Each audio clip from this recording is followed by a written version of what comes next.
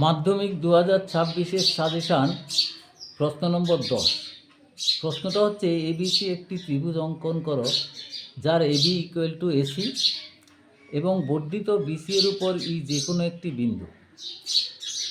ABC এর পরিবৃত্ত এইকে D বিন্দুতে ছেদ করলে প্রমাণ করো এসি ডি ইকুয়াল টু কোণ এইসি। তো আমরা এখানে প্রদত্ত লিখতে পারছি এ বিসি একটি ত্রিভুজ, AB equal to AC, BC এর উপর বর্ধিতাংশ ই যে কোনো একটি বিন্দু, এবিসি এর উপর পরিবৃত্ত এইকে ডি বিন্দুতে ছেদ করেছে।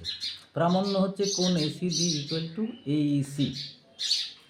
তা আমরা অঙ্কন করছি, সিডি যুক্ত করলাম, এই সিডিটা যুক্ত করলাম। প্রমাণ দেখো, যেহেতু এবিসি ত্রিভুজে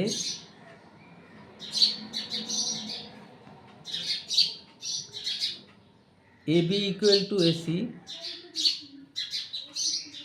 সুতরাং আমরা লিখতে পারি বিপরীত কোণ এবিসি ইকুয়াল টু হচ্ছে কোণ এসিবি। এবারে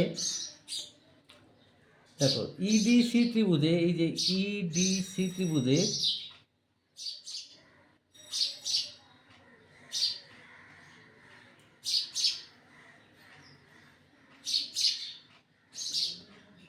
এর বহিস্থ কোণটা,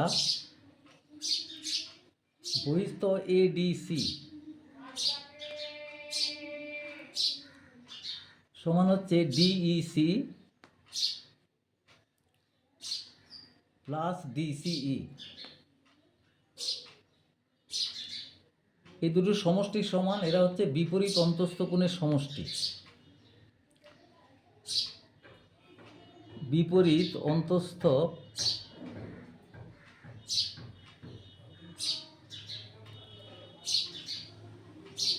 কোণের সমষ্টি।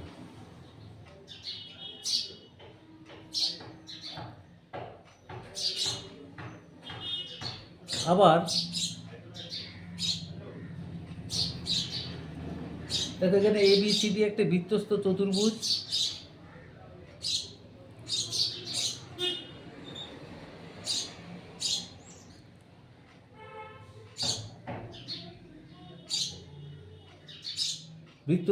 সুতরাং আমরা লিখতে পারি এডিসি বিপরীত কোণের সমষ্টি প্লাস এবিসি ইকুয়াল টু হচ্ছে 180 ডিগ্রি। এবার দেখো, এডিসির পরিবর্তে আমরা এইখান থেকে লিখতে পারি যে এডিসির পরিবর্তে, সুতরাং ডিসিই ডি বা ডিইসি প্লাস ডিসিই প্লাস এই এবিসির পরিবর্তে এবিসি এসিবি সমান 180 ডিগ্রি। তাহলে এবার ডিসিই লিখতে পারি ডিইসি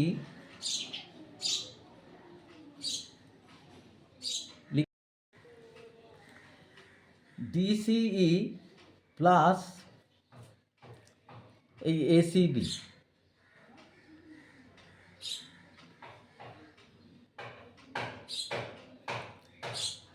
তাহলে ডিইসি।